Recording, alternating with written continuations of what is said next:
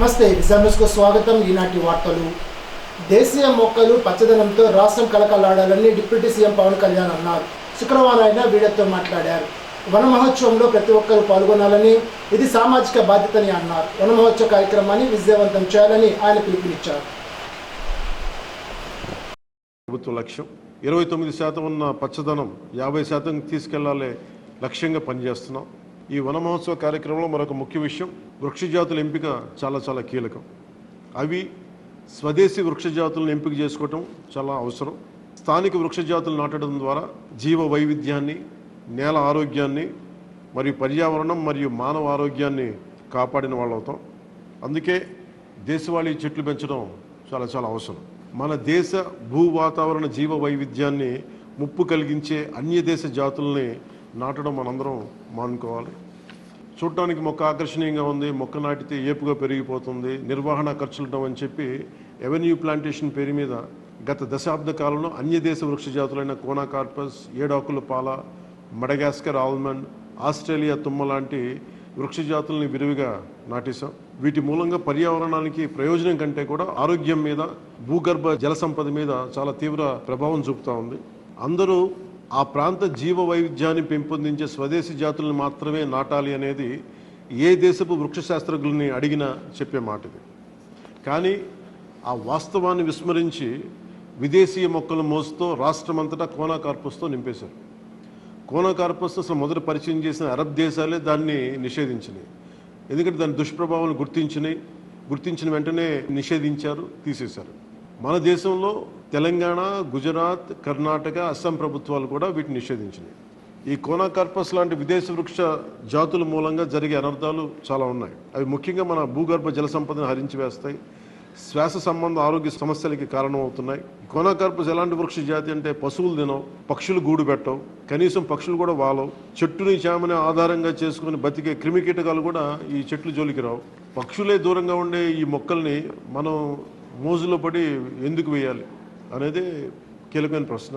అందుకే ప్రతి సంవత్సరం జూన్, జూలైతో మొదలై నవంబర్లోని కార్తీక సమారాధన వరకు కొనసాగే ఈ వన మహోత్సవ కార్యక్రమంలో మన స్వదేశీ జాతులైన జీవ ఇంధనంగా ఉపయోగపడే కానుగ, వేప, చింత, ఉసిరి, శ్రీగంధం, ఎర్రచందనం, రావి, మర్రి, రేల, దిరిసెన, సీత, అశోక, మారేడు, నేరేడు, దేవకాంచనం, తెల్లమద్ది, మామిడి, కదంబం, జమ్మి, వెలగ, సీతాఫలం ఇలాంటి ఇంకా ఎన్నో మన జాతుల మొక్కల్ని నాటాలని అందరినీ అభ్యర్థిస్తున్నాం, కోరుకుంటున్నాం. 29% ఉన్న మన పచ్చదనాన్ని 50% తీసుకెళ్లే లక్ష్యంగా చంద్రబాబు నాయుడు గారి నాయకత్వంలో కూటమి ప్రభుత్వం పనిచేస్తుంది.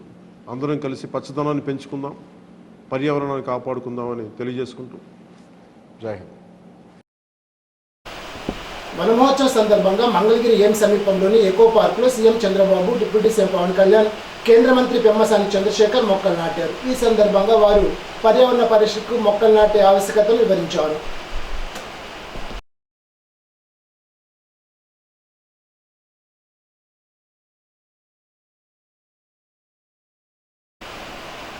రాష్ట్రంలో ప్రభుత్వ మద్యం షాపులకు గుడ్ బై చెప్పడానికి రంగం సిద్ధమైంది. గత వైసీపీ ప్రభుత్వంలో అమలైన మద్యం పాలసీ ముగింపు దశకు చేరింది.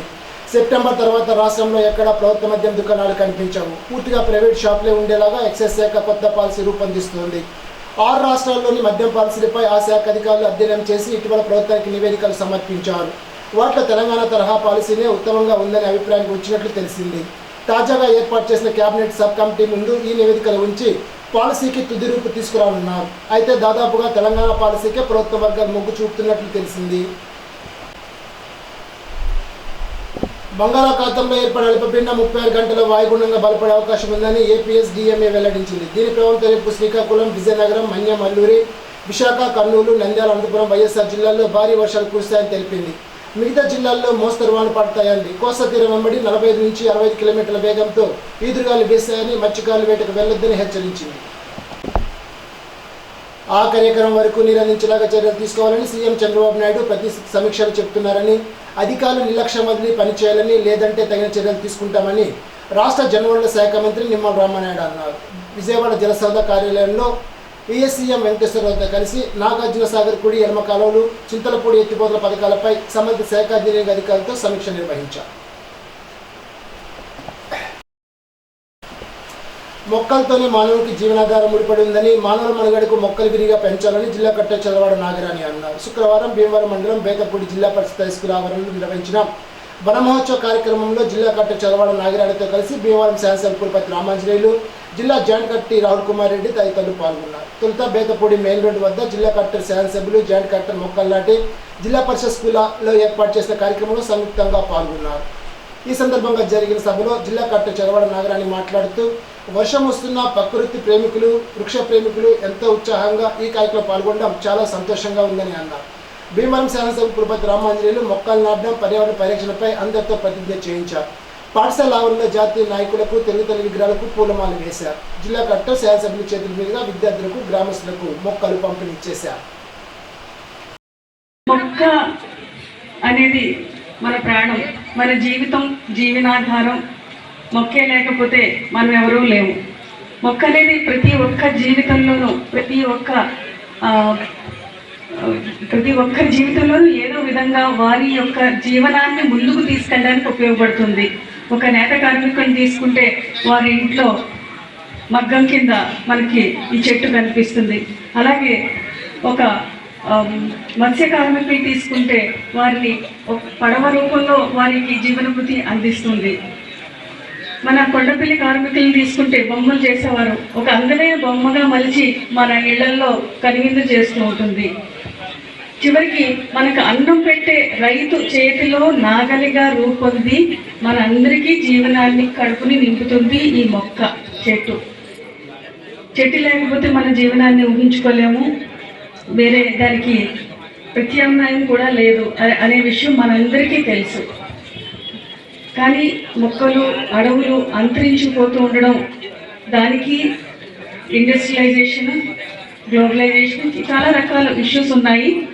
ఇలాంటి పరిస్థితుల్లో మనం అందరూ, ముఖ్యంగా చిన్నపిల్లలు, ఇక్కడున్న యువకులు, ఉత్సాహవంతులు, వన ప్రేమికులు అందరూ కూడా చెయ్యి కలిపి మన జిల్లా అనేక మొక్కలు నాటి మనని సుందరంగా, పర్యావరణానికి అనుకూలంగా తయారు చేయడానికి మనం అందరూ ముందుకు వెళ్ళాలని చెప్పేసి కోరుకుంటున్నాను.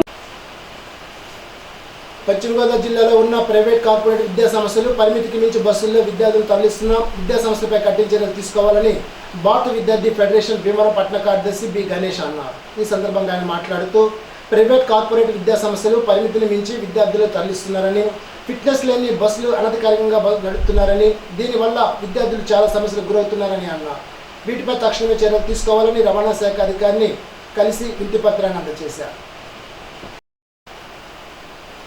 శ్రావణ శుక్రవారం సందర్భంగా శ్రీ ఐశ్వర్యదుర్గ అమ్మవారి ఆలయం వద్ద అన్నదానం చేశారు. ఈ సందర్భంగా అమ్మవారికి విశేష పూజలు జరిపారు. పరిసర ప్రాంతాల నుండి అధిక సంఖ్యలో భక్తులు హాజరై అమ్మవారిని దర్శించి అన్న ప్రసాదాన్ని స్వీకరించారు. దాత పులిశెట్టి చంటి అధిక సహకారంతో అన్నదానం జరిపారు. కార్యక్రమంలో కమిటీ సభ్యులు దాస నాగరాజు తదితరులు పాల్గొన్నారు. ఆదివారం అత్తిలో ధ్యానంపై శిక్షణ కార్యక్రమాన్ని ఏర్పాటు చేసినట్లు దాస వెంకట ప్రసాద్ తెలిపారు. పుల్లెటికూరుకి చెందిన సీనియర్ పిరమిడ్ మాస్టర్ ఈ రాధాకృష్ణ ధ్యానంపై శిక్షణ ఇస్తారని తెలిపారు. ధ్యానం తప్పకుండా హాజరు కావాలని కోరారు. శ్రీకృష్ణ వేడుకల్లో భాగంగా మంచిలి శ్రీకృష్ణాలయం వద్ద శుక్రవారం అఖండ అన్న సమావేశం జరిపారు. భగవాన్ పూతరేకుల అధినేత శ్రీగారి భగవాన్, శ్రీగారి నాగార్జునంలో అన్నదాన కార్యక్రమాన్ని నిర్వహించారు. ఆలయ ప్రాంగణంలో నిర్వహిస్తున్న అన్నదాన సమారంభంలో ఎమ్మెల్యే పాల్గొని భక్తులకు అన్న ప్రసాదాన్ని వడ్డించారు.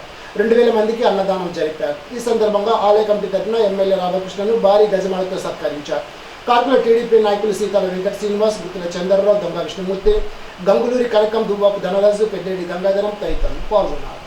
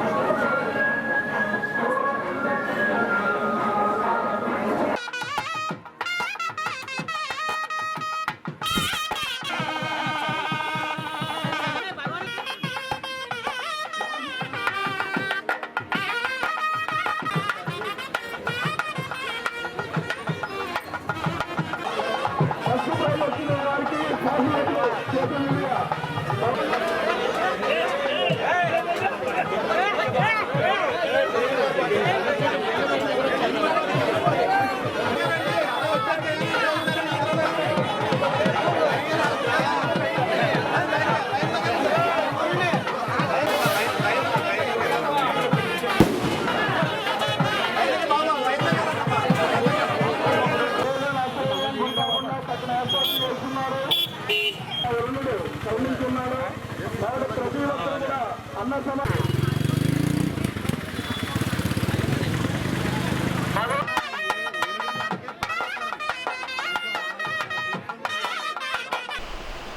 పశ్చిమ గోదావరి జిల్లాలో పరిషత్ కార్యాలయంలో శుక్రవారం ఏర్పాటు చేసిన జిల్లా పరిషత్ సర్వసభ సమావేశంలో తణుకు శాసనసభ్యులు రాధాకృష్ణ పాల్గొన్నారు. ఈ సందర్భంగా స్వర్గీయ ఎన్టీఆర్ విగ్రహానికి పూలమాల వేసి నివాళులర్పించారు. పశ్చిమ గోదావరి జిల్లా అనగానే ముందుగా గుర్తొచ్చేది వ్యవసాయమని, పశ్చిమ గోదావరి జిల్లా వ్యవసాయ ఆధారంగా అనేక మంది రైతులు వ్యవసాయం మీద ఆధారపడి జీవనం సాగిస్తూ జరుగుతోందని తెలిపారు. అటువంటి పరిస్థితుల్లో జూలై, ఆగస్టు, సెప్టెంబర్ మాసాల్లో వచ్చే వరదల సమయంలో ఎక్కువ నష్టపోయేది రైతులేనని, ఎండమూరు డ్రైన్ కారణంగా తణుకు నియోజకవర్గంలో అనేక గ్రామాల్లో వరదల కారణంగా ఎకరాల పంట పొలాలు నష్టం చూస్తున్నారని అన్నారు. తణుకు నియోజకవర్గంలో కోనాల, ముద్దాపురం, దువ్వ, తిరుపతిపురం, వరిగేడి గ్రామాల్లో వరదల సమయంలో పంట నష్టం ఎక్కువగా ఉంటుందని, దానికి స్వీయల్స్ వేసే విధంగా చర్యలు చేపట్టాలని కోరారు. అక్కడ నిర్వహించిన మొక్కలు నాటే కార్యక్రమంలో పాల్గొని మొక్కలు నాటారు. కార్యక్రమంలో ఉమ్మడి పశ్చిమ గోదావరి జిల్లా అధికారులు, శాసనసభ్యులు, తృతీయ యంత్రాంగం తదితరులు పాల్గొన్నారు.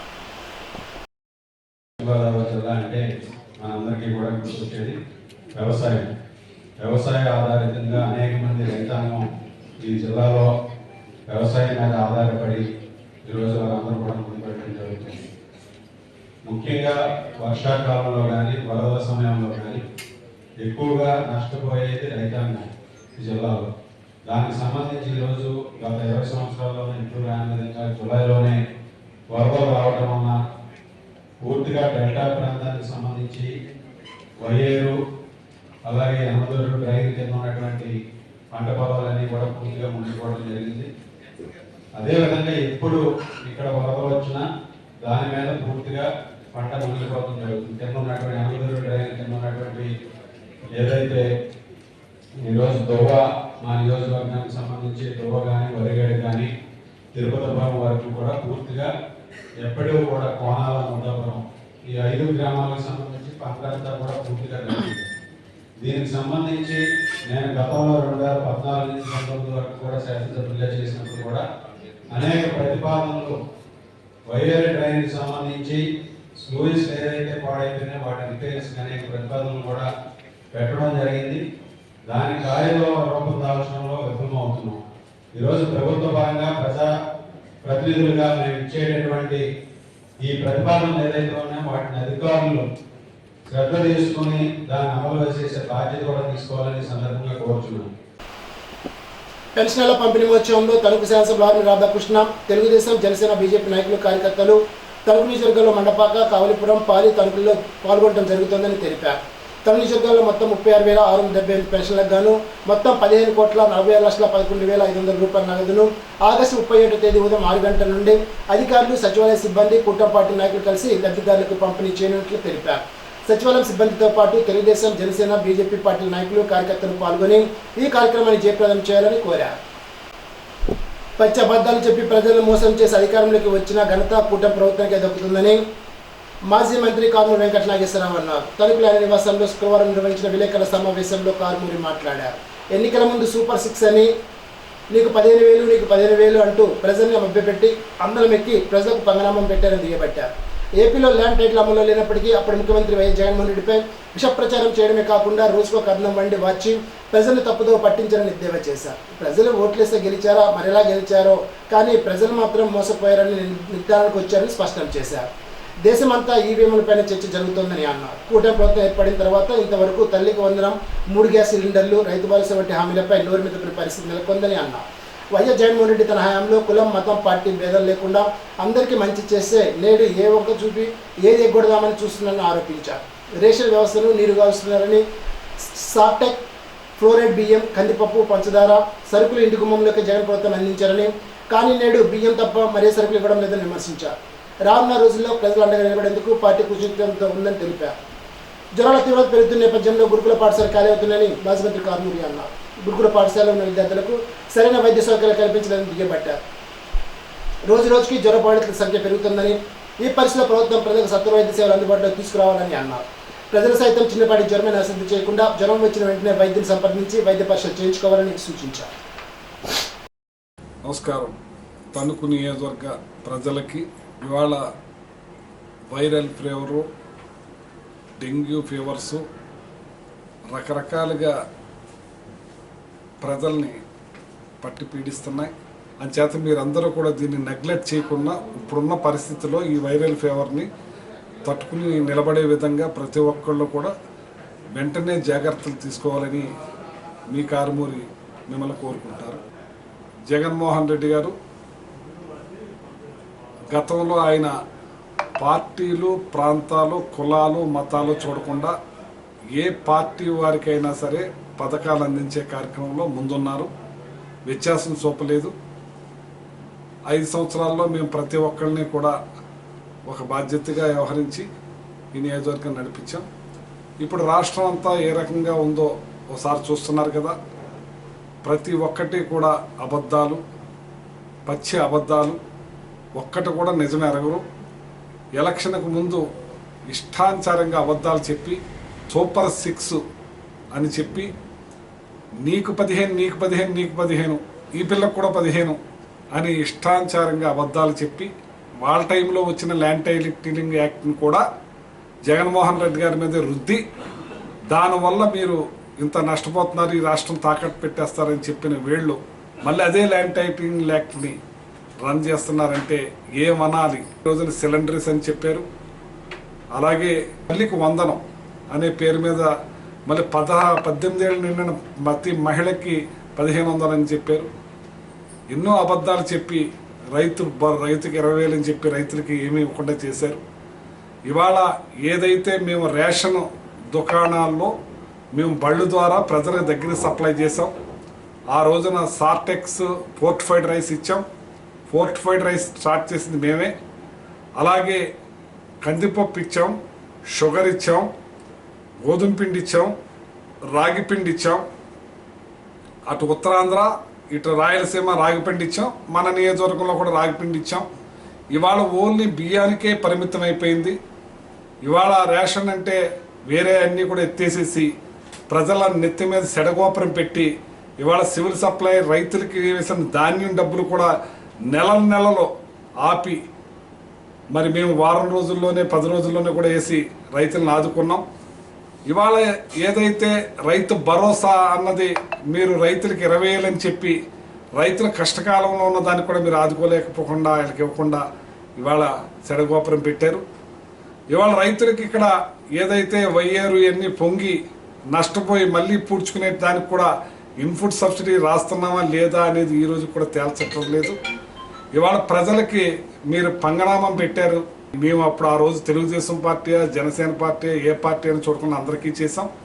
ఇవాళ మీరు ఎడదీసి ప్రతి ఒక్కరిని కూడా ఏ రకంగా ఎగరగొట్టాలా, ఇవ్వకుండా చేయాలని చెప్పి ప్రయత్నాలు చేస్తున్నారు. ఇది భావ్యం కాదు. మీరు ఏదైతే సూపర్ 6 అన్నారో ఆ సూపర్ 6ని అమలు చేయవలసిన బాధ్యత మీకుంది. అమలు చేయవలసిందే, అమలు చేసి ప్రజలకు అందించవలసిందే అని చెప్పి కోరుతా ఉన్నాను. కట్టారి శారదాదేవి అధ్యక్షతన జరిగిన మొక్కల నాటే కార్యక్రమంలో పర్యావరణ పరీక్షల భాగంగా తణుకు ఆర్టీసీ బస్ స్టాండ్ ఆవరణలో పలు చోట్ల తణుకు మానవతా సంస్థ ఆధ్వర్యంలో RTC depot manager Sappa Giridhar Kumar సమక్షంలో మొక్కలు నాటారు. ఆ మొక్కలు పెరగడానికి దాత మల్లినారును సాధించిన విరాళంతో పాటు ఏర్పాటు చేసిన సేఫ్టీ ట్రీ గార్డ్స్ను జాగ్రత్తలు పాటిస్తూ బాధ్యతగా సంరక్షణ చేస్తామని ఆర్టీసీ సిబ్బంది పర్యవేక్షణలో తగు జాగ్రత్తలు తీసుకుంటామని తెలిపారు. ఈ సందర్భంగా డిపో మేనేజర్ తణుకు మానవతా సంస్థకు దాతకు అభినందనలు తెలిపారు. కార్యక్రమంలో జిల్లా శాంతి rally chairman Gameer Rambabu, mandal chairman Boyapati Ramalakshmi, convener SV Satish Babu, కార్యదర్శి రామకాశి, కోశాధికారి అక్కిన కాశీ, విశ్వనాథరాజు, ఒబిశెట్టి మురళి, హర్నాథ్, కొల్లేపర సత్యనారాయణ, డిపో సిబ్బంది, మానవతా సభ్యులు పాల్గొన్నారు.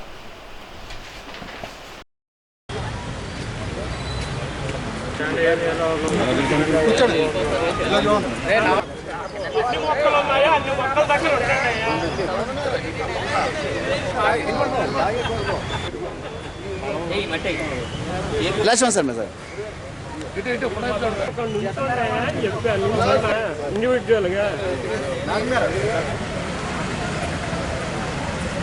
ఈరోజు మన తణుకు బస్టాండ్ ఆవరణలో మానవతా స్వచ్ఛంద సేవా సంస్థ వారి ద్వారా పర్యావరణ పరిరక్షణ భాగంగా ఇది మానవతాలు కూడా అంటే మనిషితో పోల్చారు. చెట్టు కూడా మనిషి, మానవ రూపంలో ఉన్న మనిషి, జ్ఞానం కలగజేసుకున్న మనిషితో చెట్టును పోల్చారు. అంటే చెట్టు యొక్క గొప్పతనం ఎంతటి అనేది మన పూర్వీకులు గతంలోనే చెప్పారు. మరి పర్యావరణ పరిరక్షణ సందర్భంగా వృక్షో రక్షిత అన్నారు కనుక ఇది మన సర్వైవల్టీకి ఆక్సిజన్ తగ్గిపోతుంది కాబట్టి ఈ చెట్లను అనేది పెంచుకోవటం, పర్యావరణాన్ని పరిరక్షణ చేసుకోవాల్సిన బాధ్యత ప్రతి ఒక్కరి మీద ఉంది. మరి అందుకే గవర్నమెంట్ కూడా వన మహోత్సవాన్ని నిర్ణయించడం, 1,00,000 మొక్కలు నాటాలి అనేది ఈ రోజున అన్ని డిపార్ట్మెంట్స్కి చెప్పడం జరిగింది. దానిలో భాగంగా మేము ఈ రోజున 77 మొక్కలు ఈ పరిసర ప్రాంతాల్లో, తణుకు బస్ స్టేషన్, గ్యారేజీ ప్రాంతాల్లో మొక్కలు నాటడం జరుగుతుంది. ముఖ్యంగా దీనికి సహకరించిన మున్సిపల్ కమిషనర్ గారికి అడగంగానే నేను 100 మొక్కలు ఇస్తానని చెప్పారు. 77 మొక్కలు నిన్న రాత్రి ఇవ్వటం జరిగింది వారు. మరి గార్డ్స్ని నెక్స్ట్ మానవతా సంస్థ మెష్ మేము అరేంజ్ చేస్తామండి అని చెప్పి వారు కూడా ముందుకు వచ్చారు. ఆర్టీసీ తరఫున వారిద్దరికీ ప్రత్యేక అభినందనలు తెలియజేస్తూ ఈ ప్రోగ్రామ్ని ఇంత సక్సెస్ చేసిన మీ అందరికీ మరొకసారి ప్రత్యేక కృతజ్ఞతలు తెలియజేస్తున్నాను. Thank you. శ్రావణ మాసం ఆకర్షణ సందర్భంగా తణుకులో ఉన్న సంతోషమాత గుడి వద్ద అమ్మవారికి సంతోషమాత ఉద్వాసంలో భాగంగా ప్రత్యేక అభిషేకాలు, కుంకుమ పూజలు నిర్వహించారు. మండపేటకు చెందిన రాయపాటి నాగేశ్వర అనురాధ దంపతుల కుమారుడు హరిసంతోష్ ఆలయ ప్రాంగణంలో ప్రత్యేక పూజలు నిర్వహించారు. పంపన తిరుమూర్తులు ప్రత్యేక గీతాలాపన చేశారు. అమ్మవారికి ప్రత్యేక పూజా కార్యక్రమంలో అన్నం కుటుంబరావు, ఉదయలక్ష్మి, తమరపు సత్యనారాయణ, రమణమ్మ, దొమ్మేటి సుధాకర్, ఇందుమతి, చిత్తూరు సుజాత తదితరులు పాల్గొని ముత్తైదులకు పసుపు, కుంకుమ, తాంబూలాలు, వాయినాలు ఇచ్చి దంపతుల చేత ఆశీర్వచనాలు తీసుకున్నారు.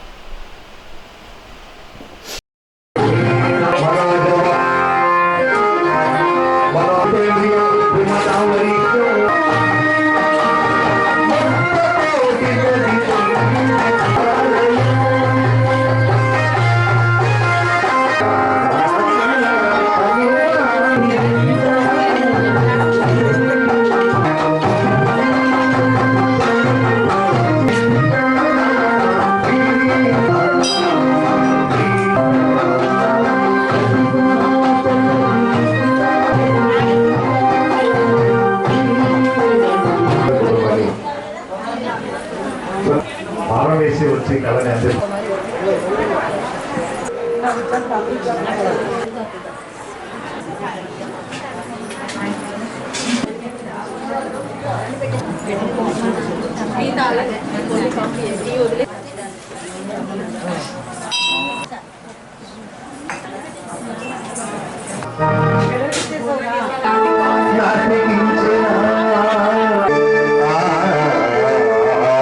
అందరూ భవిష్యత్తు వర్తమాన కాలమందు కలిగి దైవ అందరూ ఎక్కువ బ్రేక్ ఉండకూడదు.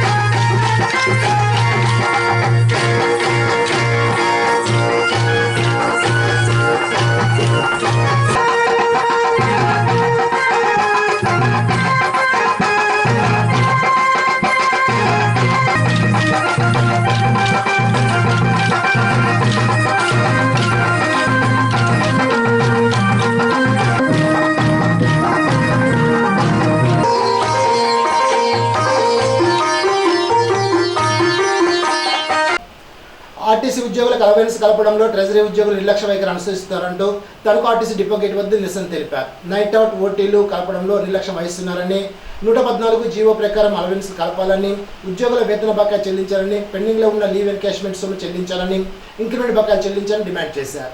జిల్లా ఎన్ఎంయూ అధ్యక్షుడు మురగాల వెంకటరత్నం, జోన్ ప్రచార కార్యదర్శి వెంకట్రావు, తణుకు శాఖ కార్యదర్శి పివిఎస్ఎన్ రావు, కె దుర్గారావు, ఎస్ వెంకట్రావు కార్మికులు పాల్గొన్నారు. నేషనల్ మజ్దూర్ యూనియన్ జిందాబాద్, నేషనల్ మజ్దూర్ యూనియన్ జిందాబాద్, నేషనల్ మజ్దూర్ యూనియన్ జిందాబాద్, జిందాబాద్, నేషనల్ మజ్దూర్ యూనియన్ అసోసియేషన్ జిందాబాద్, జిందాబాద్, నేషనల్ మజ్దూర్ అసోసియేషన్ జిందాబాద్, జిందాబాద్, నేషనల్ మజ్దూర్ అసోసియేషన్ జిందాబాద్. చెల్లించాలి వేతన బకాయిలను, చెల్లించాలి వేతన బకాయిలను, చెల్లించాలి వేతన బకాయిలను, పెండింగ్ లో ఉన్న లీవ్ ఎన్కాష్మెంట్ ని, పెండింగ్ లో ఉన్న లీవ్ ఎన్కాష్మెంట్ ని చెల్లించాలి, ఏపీజీఎల్ఐ బిల్లులను చెల్లించాలి, ఏపీజీఎల్ఐ బిల్లులను చెల్లించాలి, ఓవర్ టైం నైట్ అవుట్ అలవెన్స్లను చెల్లించాలి, ఓవర్ టైం నైట్ అవుట్ అలవెన్స్లను. సోదరులరా, ఏదైతే ఆర్టీసీ కార్మికులకు సంబంధించి అలవెన్స్లు ఉన్నాయో ఇది రాష్ట్ర వ్యాప్తంగా నేషనల్ మజ్దూర్ యూనియన్ అసోసియేషన్ అనేక దఫాలుగా మన ట్రెజరల్ ఆఫీసులకి విన్నవించడం జరిగింది.